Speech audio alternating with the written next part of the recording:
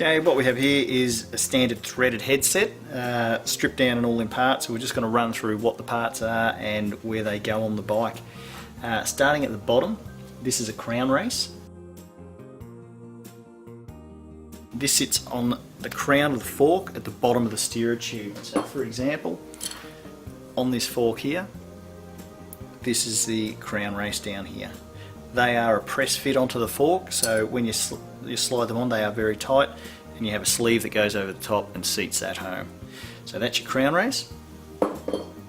Next up is your lower bearing. Just sits into your crown race like so. Lower bearing cup pressed into the headset. Once again, it's a press fit, so you do have to use a specific tool to press that in, and that sits onto that bearing there. Upper head cup pressed in once again, and your upper bearing.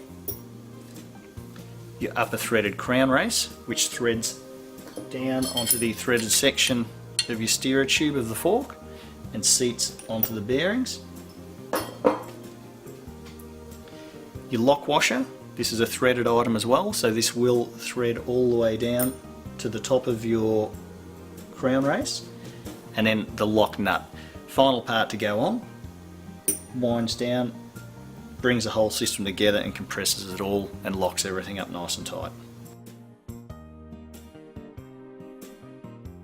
Okay, so the assembly sequence for these, your lower crown race, which is obviously onto the fork steerer, lower bearing goes next up, your lower cup, which is pressed into your lower head tube, onto that.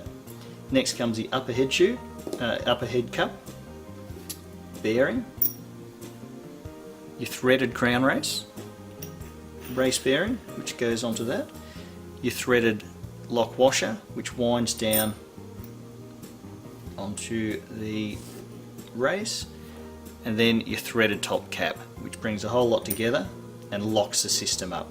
These two items here, the bearing race and that lock nut there, will lock against each other and set the gap, whether you have it how tight you want it. You don't want it tight, you want it to be able to spin freely like so, and you still want to have no play forward and aft in those bearings or side to side once that's assembled.